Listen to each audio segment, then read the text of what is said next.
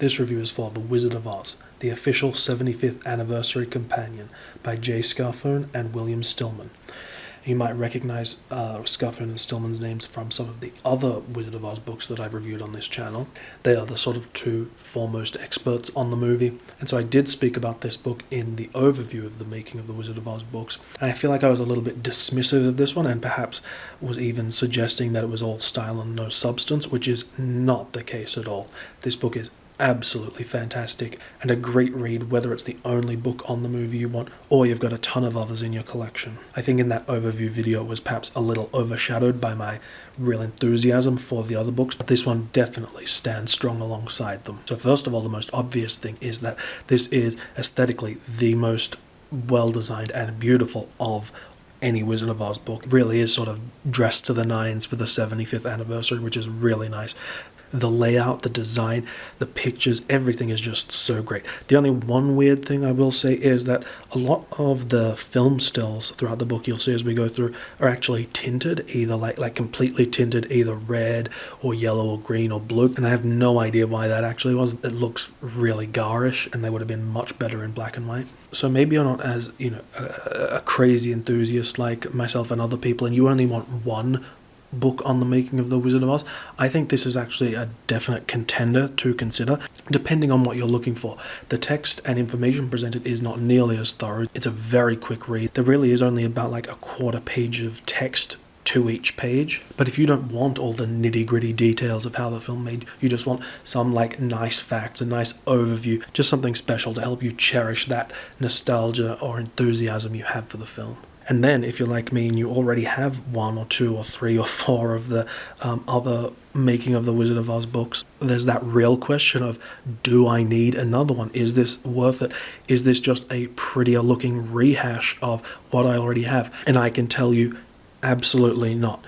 Jay Scarfone and William Stillman talk about this in their introduction, and it is just so impressive to me, and just shows their integrity and genuine love and respect for this film and the community of fans of this film. Because when they set out to write this book, they decided they really only wanted to do it if they weren't just rehashing the same material. They wanted to put in information that hasn't been presented in books before, in new information that has arisen or been discovered, pictures that have never been published before. And when you consider that this is one of the biggest, most obsessively documented movies of all time, and it has been for 75 years.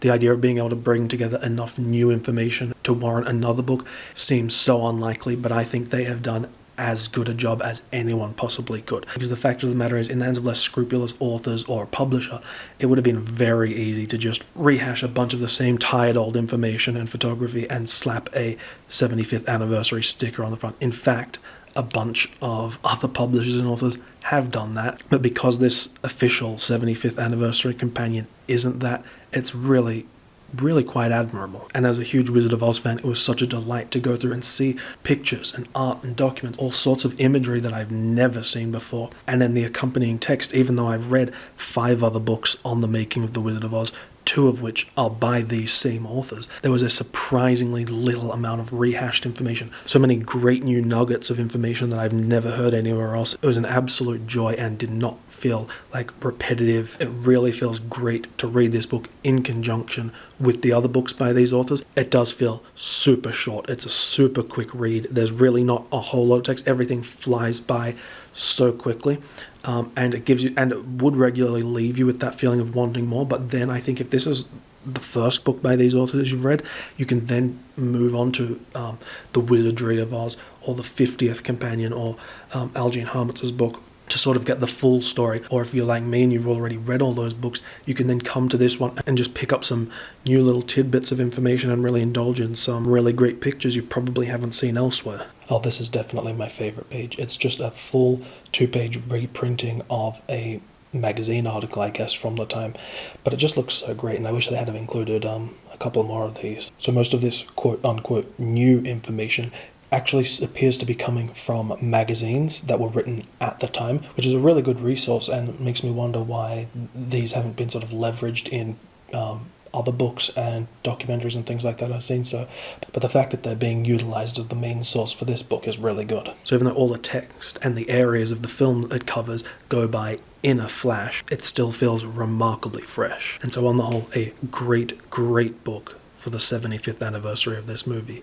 And so then what I haven't mentioned until now, so when you get to the end, there will be this little paper wallet, and this just contains sort of like paper memorabilia from the film. I absolutely love books that come with any sort of like removable elements, interactive elements.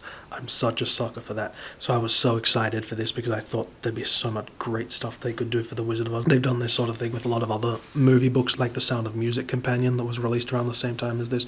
But unfortunately, this is kind of just like a lot of crap. But we'll go through it anyway, just so you can see. So a not very good poster, a lobby card of a gold Tin Man, a bookmark or something, then a bunch of character portraits that are printed on, like, it's just office paper. Like, that's probably something that stands out to me the most for the memorabilia reproductions they've included, is it's all pretty crap. And then I guess this is like a cardboard photo frame if you wanted to mount one of those for some reason. Then this I thought was originally going to be the coolest. The Oz Herald, and it's sort of like as if, like, you know, Munchkin City had a newspaper. It's just fiction. But then, I mean, I'm not sure if you can't really tell on the camera, but this is not a straight line across. It's sort of like jagged and cut, and then it doesn't continue on to the other side. So I thought, you know, see how it sort of cuts off, and I thought, has some man or machine caused mine to be ruined? But I've looked up, and no, this is just, for such a beautiful and well designed book, they really dropped the ball on this. It just cuts off. Like, then we get, again, printed on just like office paper. If you had the PDF for these, you could print off just as good a quality stuff. It's not even on, like, you know, nice card or whatever. This was actually my favorite one. It's just this long sort of poster. It's, yeah, definitely, I think, the nicest one.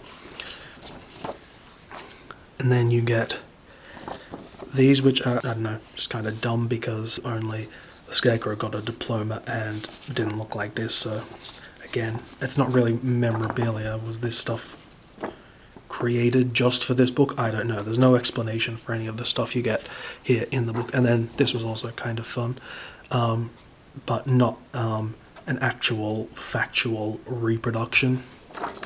So yeah, I was really disappointed by the memorabilia they chose to include. I mean, there are so many great things they could have potentially included for a film like this that has so much great paper documentation, but they just really dropped the ball on that end. That was sort of the only real disappointing part of the book. But if you do want some really great Wizard of Oz memorabilia, the collector's edition or ultimate edition, I'm not sure what it was called, for the 75th anniversary Blu-ray also included a little packet of paper memorabilia, like the full campaign book, and that was really pretty good, so you could check that out if you're looking for some nifty Oz extras. However, it's worth noting that the version I have was the one that was released in Australia, and I know that the actual specific contents of the 75th Collector's Edition varies depending on where you are in the world.